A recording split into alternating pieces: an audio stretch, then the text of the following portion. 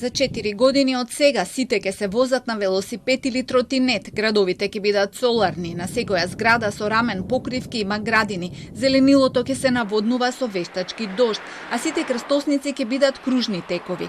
Родителите нема да плаќаат речиси за ништо. На 1 септември учениците ќе ги чекаат бесплатни патики, тренерки и униформи.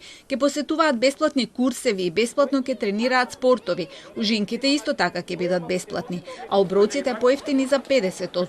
Автобусите ќе се движат по висечки коловози, а во Скопје ќе има и алтернативен превоз. Од Ѓорче Петров до Лисиче скопјани ќе можат да пловат и со бродови, затоа што Вардар ќе биде пловен. И ова не е рецензија за некој футуристички филм, туку само дел од предизборните ветувања на кандидатите за градоначалници. За остварување на желбата за потомство го помагаме процесот на биомедицинско потпомогнато оплодување преку финансиска поддршка на паровите. Предвидуваме целосно бесплатен квалитетен градски автобуски транспорт, со што ќе се реализира етапно. Општина Карпош ќе донесе одлука да даде поддршка, односно да ги покрие трошоците за обука и за полагање на сите млади луѓе кои ќе направат 18 години. Јавноста пак се шегува дека Данска ќе може вода да и носи на Македонија, но и најмногу реагира околу ветувањата за основните човекови потреби. Во 21 век главно ветување на кандидати за градоначалници име дека ќе ги исчистат општините. Чекам деновиве ветување и за чиста вода за пиење.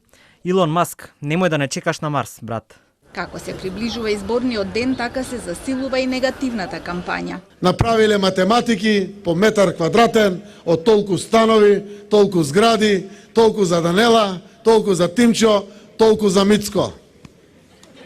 Зоран Заев, тука во Струмица го почна говорот со поезија. Вели, граде што душа ми даде. Јас би додал на се тоа, граде што постојано те краде.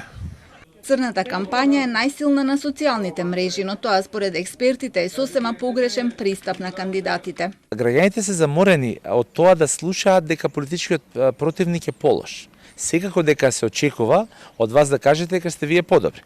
Меѓутоа, никако да дочекаат. Никако да дочекаме како граѓани да слушнеме зошто треба да се гласа за одреден кандидат, кандидатка или одредена опција. А при тоа да не биде вткаено неспризната зошто не за другиот. Че едноставно потребна е јасна порака. Што ќе направите, што ќе промените.